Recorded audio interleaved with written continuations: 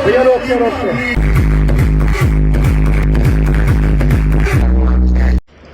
अखिल भारतीय ब्राह्मण महासभा के राष्ट्रीय अध्यक्ष सुरेंद्र बबली जी हैं। अपनी बात को बड़े ही शानदार तरीके से रखते हैं और हर मुद्दे पर कहीं ना कहीं खुलकर आते हैं। इस बार हम इनसे बातचीत कर लेते हैं कि जिस तरह से इस बार बताया गया कि हरिद्वार में कांवड़ियों की संख्या पिछले सालों के मुकाबले बहुत ज़्यादा रही, कहें कि 10 गुना तक बढ़ी। क्या लग रहा है कि अब युवाओं की भागीदारी सनातन धर्म में बढ़ रही है, लेकिन कितना बदल रहा है पहले के मुकाबले? जिस तरह से हम देखते थे, जो शिव भक्त होते थे कावड़ लाते थे बड़े ही शांत भाव से, लेकिन अब कंपटीशन चल रहा है, डीजे बज रहे हैं, शोर शराबा हो चुका है। आखिर ध्यान कैसे लगाएंगे भोलेनाथ का, भजन कैसे करेंगे और इस भीड़ भाड़ में और इस हलगुल्ला जो हो रहा है? अब ब्राह्मण हैं और सब चीज़ों को देखते हैं, सब चीज़ का ज्ञान रखते हैं। कैसे युवाओं की भागीदारी तो ज़रूरत है, लेकिन कैसे हो पाएगी आगे, कैसे सनातन को बचाया जा सकता है और कितना सही चला जा सकता है, इस पर हम एक बार विचार जानेंगे आपके। हर हर महादेव, जय भगवान परशुराम जी। देखिए, सनातन परंपरा एक हमारी आदिकाल से परंपरा है और इसमें भक्ति भाव ना हो, दान पुण्य ना हो तो हमारी परंपरा किस बात की, पहली बात। दूसरा, देखिए, युवाओं का आज अंतर्राष्ट्रीय लेवल पे भारत सबसे पहला देश है जहाँ पे युवाओं की तादाद सबसे ज़्यादा है। तो हमारे युवा अगर भक्ति की ओर हैं, संस्कार की ओर हैं, तो बड़ी खुशी की बात है। मैं सभी का हृदय से सम्मान भी और स्वागत करता हूँ। देखिए, बात आपने की कावड़ की। कावड़ भगवान भोलेनाथ के अनन्य भक्त भगवान परशुराम एक आत्मविश्वास और आत्म स्नेह से उन्होंने कावड़ लाके भोलेनाथ को चढ़ाई गंगा जल की। उसके बाद रावण, इनके पिताजी जब बुजुर्ग हो गए तो उन्होंने भगवान भोलेनाथ से कहा, वो नित्य प्रतिदिन मानसरोवर कैलाश जाते थे भगवान भोलेनाथ का दर्शन करने। उनकी महाराज, मैं अब बुजुर्ग हो चुका, मुझे कोई या तो ऐसी शक्ति प्रदान करो या आप स्वयं लंका मेरे साथ चलो, जो मैं आपके दर्शन नित्य प्रति करता रहूं। तो भगवान भोलेनाथ कहने लगे, विश्वेश्वरा जी के रिसीवर में वहाँ तो नहीं जा सकता, पर आप ये मेरा जो शिवलिंग है इसको ले जाओ और आप मेरी नित्य प्रति ऐसे मान के भक्ति करो जैसे कि आप रोजाना मेरे दर्शन के लिए यहाँ आ रहे हो। तो उसको लेके वो वहाँ से चल दिए। रावण भी ये तो हो गई बहुत सदियों पहले की, जब हम उस बात पर, लेकिन हम अगर बात अब से करीब 20 से 30 साल पहले की करते हैं, जिस तरह से जब शिव भक्त जाया करते थे, एक शांत स्वभाव के साथ जाया करते थे, वहाँ पर जल उठाते थे, मंदिरों में रुकते थे, वहाँ कीर्तन करते थे, भजन करते थे, ध्यान लगाते थे। क्या वो ध्यान भजन अब हो पा रहे हैं? क्योंकि इतना ज़्यादा शोरगुल है, कंपटीशन हो रहे हैं, सड़कों पर डीजे बज रहे हैं, लगता है कि ध्यान लग पाएगा भोलेनाथ का? क्योंकि एक तपस्या जिस तरह से होती है 250 किलोमीटर चल कर आना, क्या लग पाएगा भजन होगा? मैं उसी पे आ रहा हूँ। मोक्ष की कामना के लिए ही रावण ने भगवान भोलेनाथ की शरण ली थी और उनकी उपासना की थी। एक वो कावड़। उसके बाद श्रवण कुमार ने माता पिता के कहे अनुरूप कि भाई हमें सुपन दिखा है कि भगवान के हमें दर्शन होंगे और हमें यात्रा करवाने से हम मोक्षगामी हो जाएंगे। तो हालांकि उसकी मृत्यु हो जाती है दशरथ के तीर लगने से, और भगवान परशुराम जी उनको दर्शन देते हैं, उन्हें मोक्ष की प्राप्ति होती है। तो 3 कावड़ ये भोलेनाथ की मोक्ष की कामना के लिए उठाई गई। आज की जो बात आप कर रहे हैं, देखिए, मन तल्लीन, मन एक चित की ही पूजा हमारी परंपरा में मानी गई है, ना कि कोई आडंबर की पूजा हमारे प्रभु स्वीकार करते हैं। लेकिन ये हो रहा है और इसको समझाने का आखिर कौन धर्म निभाएगा, कर्तव्य निभाएगा? आप ब्राह्मण सभा के राष्ट्रीय अध्यक्ष हैं, क्या लगता है इन युवाओं को, जिस तरह से सनातन में बढ़ रहे हैं, ठीक है, अच्छा है, हम चाहते हैं एक सनातन धर्म बने, जिस तरह की आवाज़ें उठ रही हैं, क्या लगता है इन युवाओं को हम जिस तरह से प्रेरित तो कर रहे हैं, लेकिन इनको एक समझाया जाएगा कि इस तरह से भोले बाबा के आप शिष्य बन सकते हैं? आप उनको मानते तो हैं, लेकिन उनकी बात नहीं मानते, उनके विचारों पर नहीं चल रहे हैं। देखिए, उनके जो अनुसरण है उसका पालन करें, पहली बात। आज क्या है, देखने में आया डीजे पड़ोस पड़ोस तक को हिला देते हैं। बंद गाड़ी के शीशे हों, आपकी गाड़ी डब डब हिलने लगेगी। ये पहले तो डीजे बंद हो।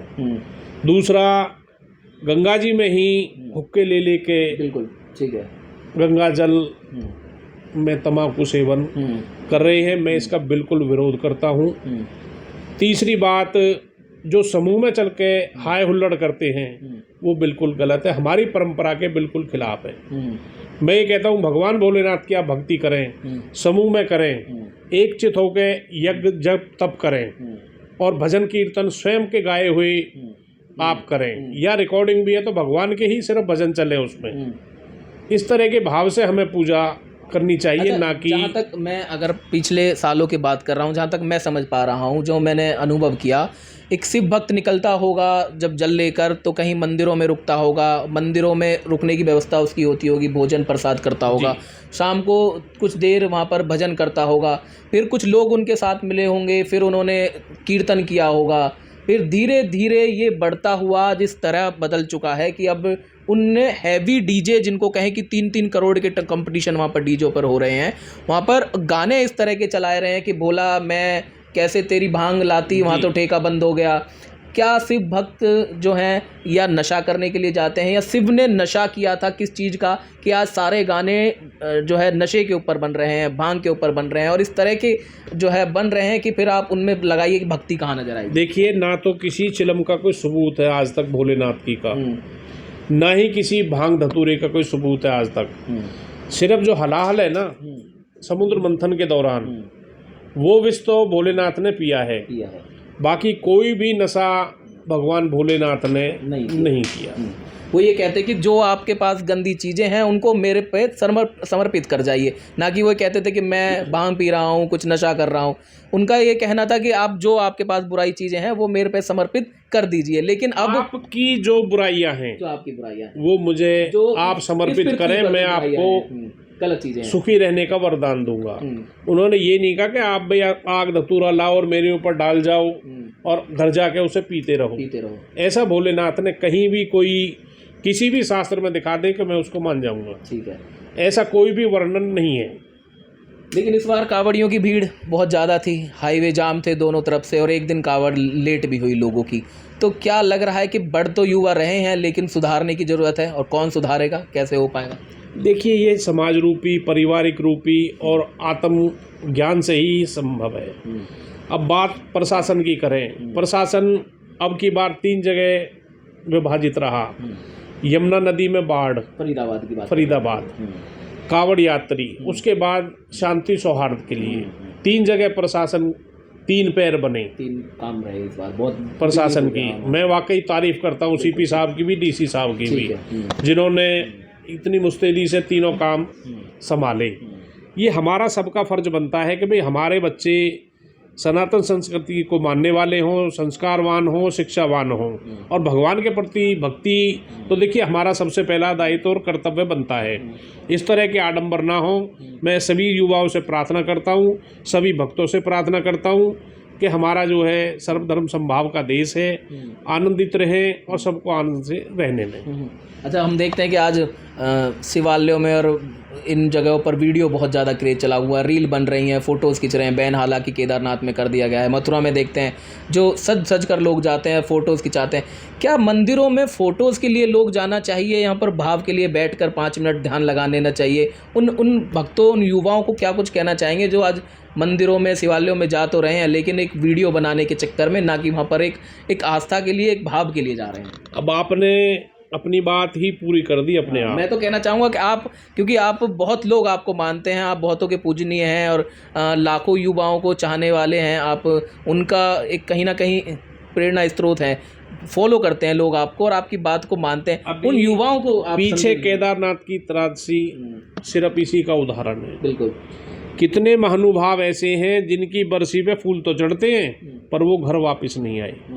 रौद्र रूप जल प्रलय का आपने देखा, और वर्तमान में हिमाचल हो, उत्तराखंड हो और फरीदाबाद से लगती हुई सीमांत जितनी भी यमुना जी है, आपने देखा घर के घर ढह गई, फसल की फसल बर्बाद हो गई, कितनी धन हानि, कितनी जनहानि। ये सिर्फ इसी आडंबर का नतीजा है। हरिद्वार हरि का द्वार, वहाँ तक सपरिवार आप यात्रा करें, स्नान करें, उसके बाद हमारे 4 धाम जो हैं वो मोक्ष के मार्ग हैं। जो हमारे बुजुर्ग किसी कार्य से निवृत्त हो गए वो वहाँ की यात्रा करें, बच गए तो हमारे और वहाँ रह गए तो परमात्मा के। लेकिन आज क्या है, उन मोक्ष के धामों को हमने पर्यटन के रूप में तब्दील कर दिया। वहाँ पे समूह में जाते, छोटी छोटी झोंपड़ी, हम भी गंगा जी गए हैं, वहाँ पे सिरकी की झोंपड़ी में रहे, छोटे हम अपनी दादी के साथ गए। लेकिन आज कहीं चले जाओ, धर्मशाला, होटल और गेस्ट हाउस। पिछले दिनों एक रिकॉर्ड आया उत्तराखंड से कि सबसे ज़्यादा दिल्ली एनसीआर से बोतलें खरीद के दारू की वहाँ पर लाई जाती हैं और एक अच्छा खासा वहाँ पर उन्होंने रेवेन्यू दारुओं को बेच कर कमाया। दिल्ली एनसीआर के जब युवा जाते हैं तो पहले से गाड़ी में बोतल रख के जाते हैं दारू पीने के लिए ऐसे तीर्थ स्थलों पर। उन युवाओं से क्या कुछ कहना चाहिए? देखो, देवभूमि उत्तराखंड है, ये धरती का स्वर्ग कहलाई जाती है। जम्मू कश्मीर, हिमाचल और उत्तराखंड, वहाँ पे इस तरह का कृत्य बिल्कुल नहीं होना चाहिए। मैं इसका विरोध करता हूँ। अब बात आती है शराब की, तो हमारी ही अब संवैधानिक तौर पर आप अपने कार्यालय में जो सरकारी दफ्तर हैं वहाँ भी इसका आनंद ले सकते हैं। आपने कटिंग देखी होगी, हरियाणा सरकार का आदेश है, एक आदेश पारित हुआ न्यायालय का कि भाई जो हाईवे हैं और चौक चौराहे हैं उनसे काफ़ी हटके ठेके होने चाहिए। रुकेंगे कैसे? आप इतने बड़े पद पर हैं, आप ब्राह्मण अखिल भारतीय ब्राह्मण सभा के राष्ट्रीय अध्यक्ष हैं। आपका क्या दायित्व बनेगा इन चीज़ों को सुधारने करने में, और कैसे इसको क्या एक एक बैठक में या एक सभा में या कैसे आगे उठाया जाएगा? क्योंकि चीज़ें बहुत ज़्यादा बदल रही हैं और उनको रोक पाना सनातन की धर्म की और सनातन राष्ट्र की मांग तो है, लेकिन जब युवा इसको बनाने वाला है और बिगाड़ने वाला भी यही है, तो कितना क्या करने बिल्कुल, कैसे इसका करेंगे? कारगर हम कदम उठाते भी हैं, जहाँ जहाँ देखते हैं वहाँ विरोध भी करते हैं। पर कहीं कहीं बात ऐसी आती है कि कहीं ना कहीं प्रशासनिक तौर पे भी इनका एक सिस्टम बना हुआ है। किसी की किसी से साठगांठ है, किसी की किसी से है। ये तो आप एक पत्रकार हो, आपको इन चीज़ों के बारे में सारा पता है। दूसरी, जागरूकता और सम्मान भाव, इसका हम भी एक मुहिम चलाएंगे, शासन प्रशासन से मिलेंगे और जगह जगह एक संगोष्ठी या समाज की, हर समाज की, ये नहीं कि मैं ब्राह्मण समाज से हूँ, ब्राह्मण सबका सब ब्राह्मण के, सभी समाज में, क्यों भारत का जो नागरिक है वो सब परमात्मा के जीव हैं। हमें जाति भेद नहीं है, हमारा किसी से कोई धर्म भेद नहीं है। सबके साथ एक समन्वय बनाएंगे कि भाई धर्म के प्रति आप एक जागरूकता लाएं, आपसी शांति सौहार्द भाईचारे से रहने का प्रयास करें। बिल्कुल, भाईचारे से रहने के साथ साथ आपको देखना होगा कि सनातन धर्म जो लगातार बढ़ तो रहा है, युवा अगर किसी चीज़ में अगर इन्वॉल्व हो जाते हैं तो वो वाकई वो बहुत ज़्यादा उसको जो है आगे बढ़ाने का काम करते हैं। लेकिन आपको समझना ये भी होगा कि आप जिस वक्त की पूजा कर रहे हैं वो उनका क्या रहा, उनके उनके भाव क्या थे, उन्होंने क्या कुछ किया, और आप उनके देख तो रहे हैं लेकिन आप गलत दिशा में ना चले जाएं, इसके लिए भी आपको ध्यान रखना होगा। दारू, सुल्फा, गांजा या फिर कहें कि जो आप इन चीज़ों का जिक्र कर रहे हैं, जो फूहड़पना हो चुका है, उसको आपको देखना होगा कि क्या ये आपके शरीर, परिवार या फिर उस धर्म के लिए कितना सही है। इन तमाम चीज़ों का जिक्र हमने जो है सुरेंद्र बबली जी से किया और कहीं ना कहीं सुधार की ज़रूरत है। हालांकि लगातार युवा सनातन की ओर बढ़ तो रहे हैं लेकिन सुधार कितना हो पाएगा ये तो वक्त बताएगा। और ब्राह्मण सभाओं को ये सारी चीज़ें यदि समय रहते नहीं की गई तो और ज़्यादा स्थिति कह रहे हैं कि कलयुग और बढ़ेगा, अभी मात्र अंगूठे के बराबर आया है और ये जब बढ़ेगा तो इसमें अभी से सुधार नहीं हुए तो फिर चीज़ें आप समझ सकते हैं कि कितनी ख़राब हो सकती हैं। बाकी तमाम खबरों के लिए देखते रहिए फ्रेश पोस्ट। नमस्कार।